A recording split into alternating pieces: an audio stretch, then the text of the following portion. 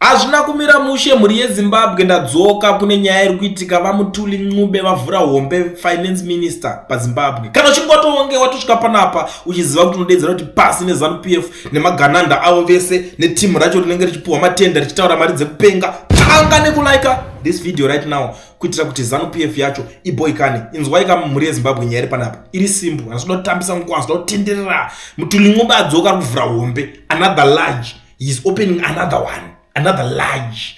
Vakatombovhura imwe hombe vachitaura nyaya dzeTrabablas interchange, and inini I wasn't happy, I wasn't satisfied nezvinhu zvakaitika. Now iri kutaurwa panapa after ashoka vanhu ari kuti zvoni Trabablas actually cost 114.3 million, not the previous reported 88 million. He explained that the project was funded in two parts. 88 million came from a loan facility.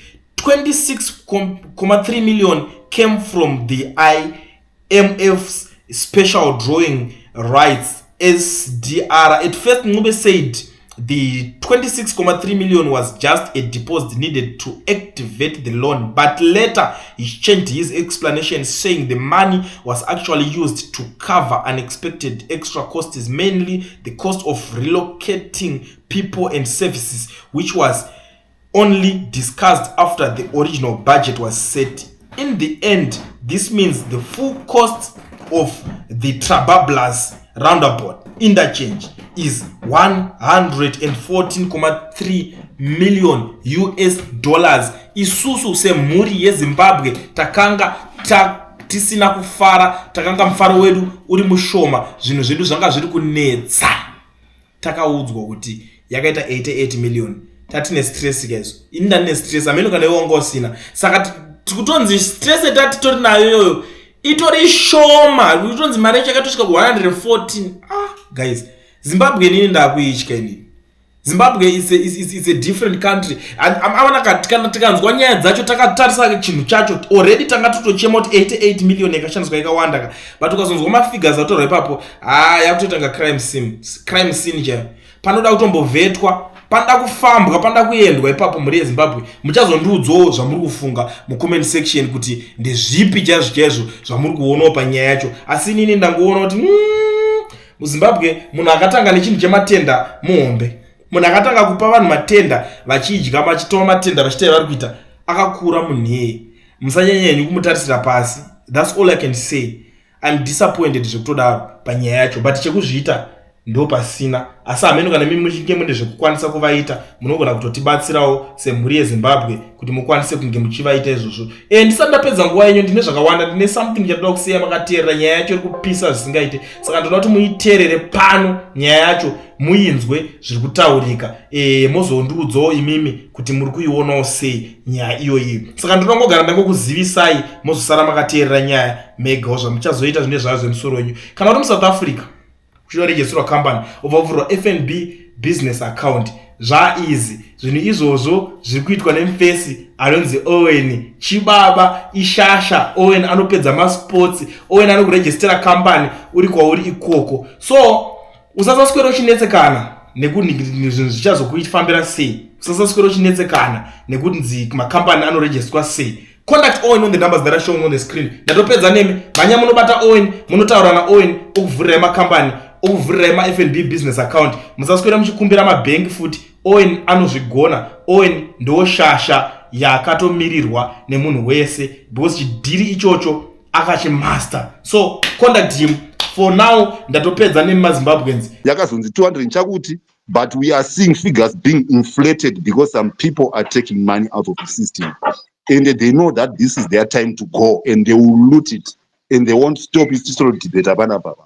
Muchazona zvinoita kumaster kuti kogoridhe rakanga mboine inspector riri kupi, mozona makazara maziga anenge achinzi equivalent, maybe 1 to 1, maybe neprice yegold. Unoita sei?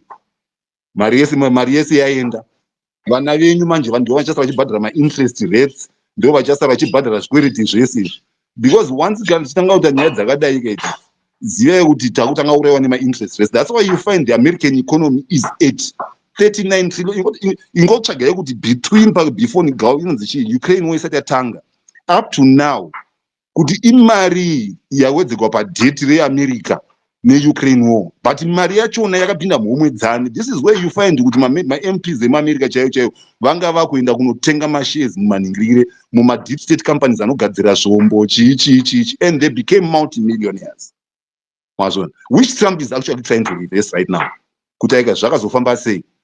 Zvakadai sei chiri kuitika. We would say vanhu vane mari more if there was lowering of taxes, if they could afford health and they remain with money. But I mean, unonzi une mari more yet iwo utsvaga chipatara, una kana mari kutenga mushonga wachona. Saka how are you having better life there? There's no better life which is actually happening. Tingade soro debate zvima-projects zvinoitwa neZANU-PF iko zvino ka, but inini as far as I can see, zvima-projects zvezANU-PF it's the highest. Ende mukasaziva nyaya dze-quantitative easing dzinofamba sei ka, nekuti ma-interest rates anofamba sei ka, nekuti chii chavari kuita nema-interest rates ne-quantitative easing ka, ndopa kana musati mazviziva izvozvo muchazosvinura later pasisina chinhu chaenda. These guys vari kudedza vanhu vanobva kuBelarus kuuya kuzogadzira hospital. Koma hidden costs atisingazivi atamba pakati apa ndeapi? Ma-relocation costs achona anotamba pakati apa ndeapi? What if they are using Zimbabwean people and actually they are actually quoting actually in the US dollar in international terms? Because ukandudza ndine labor yabva muZimbabwe ka, wozondudza kuti asingatakoshiwa kuti. Yet a feasibility study is always done before any project comes. You do a feasibility. Woayona out zvese kusvika pama-natural disasters. Kuti in case if this happens, this we shall do. In case if this happens, this we shall do. Saka iyi project yema hundreds of millions isina kana accountability kana machakuti kana even ma-project managers anogona kuexplainira. Vana kusile chaiva kavakwa. The project managers will be saying A, B, C, D, E, F, G. Ningi party yakatora mari yakadai so, party yakaunza corruption yakadai so out of this and this. Ndiyo tenderpreneurship iyoyo kana musingazviziva munoti tenderpreneurship. Saka ndiyo yamuri kutambwa. Pana tenderpreneurship is never a good word. It's a bad word which is associated nekuba. Saka ndiyo yamuri kutambwa ipapa pamakatosvinura maziso. Angomuka machira ake Gonyamuto akasvika ndokubata ndokutotanga kutoti aiwa economy yedu yatogrowa. Saka economy yenyu iri kugrowa nokuda kwekurota kwaangoita mumwe munhu akauya akatotaurira press. Zvakafanana nemamwe statements amunonzwa. Because here's the thing. Kana ivo vachiti economy yagrowa, which part has grown? That's my first question, right? Why I'm saying which part has grown, I would like to know dearly, right? To say, okay, look, let's use expenditure method of calculating GDP. Totanga ne consumption by the people. Tobva ipapo tenda pa investment. Investment, this is foreign direct investment. Because the number of people, of our people who are investing in a country, while they don't have, they are even surviving in extreme poverty. They are surviving at less than at $1.90 per day, not per minute, per day. They are surviving on less than $1.90. This is what is being defined as extreme poverty. Maybe to those who need more deeper definitions, you just engage vanhu vakaita sana kana vachida kukudza ichokwadi vakaita sana Prosper Chitambara, who are development economists nana nonza nani kwa vana Ncovizita Mlambo. And why I am referencing them, because kune zvinhu zvandakaona kuti hurumende dzembavha dzakuzama kuda kumaster. I think if to anybody who have done what is called the economic indicators as a module, wakaita economics, here is the trick. They even tell you, ukaenda kubhuku rakanyorwa naPhilip Moore, which is being generally used in South Africa. I think it's the 6th edition, economic indicators. They tell you first statement to say, politicians want to know much about GDP. Why? Because they want to manipulate it.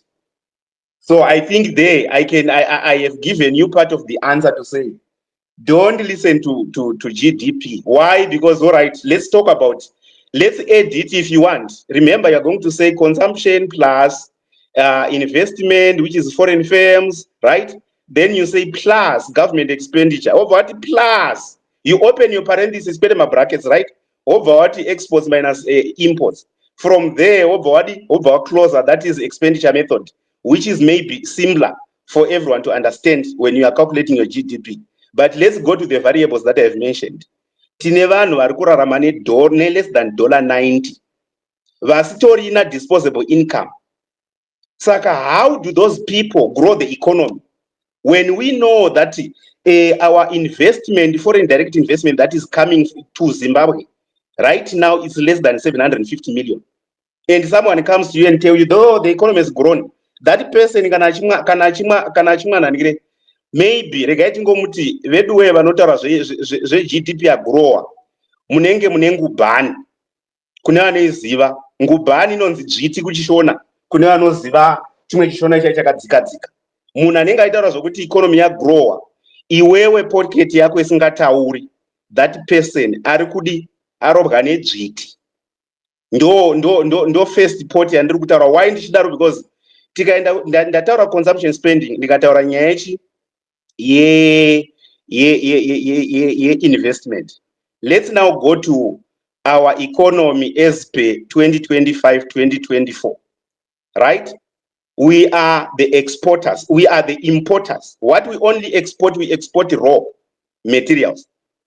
So what kind of value do you think raw materials can right, push up the economy to the extent of you now coming to your senses and say, no, maybe the economy has grown? Because economy should be, whenever an economy has grown, it should be heard or felt in your pocket, not anywhere else where someone is telling. If you hear someone, that economy grows in someone's speech or in someone's theoretical maybe outline, that person is a liar. Let's go to the people. Let's go and look to say, all right, I don't want to use GDP. I want to say, okay, let's use wage growth as an example. All right, my teacher, my lecturer at university, vari kuchema vachiti isusu tiri kuhora 2:30 kubva amene kuti vakatanga kuita strike yavo rini. I don't want to quantify that, but I just want to tell you, okay, let's go back to say in January, if they were getting 2:30, in July they are still getting 2:30. So if there is no wage growth, anyone who tells you about economic growth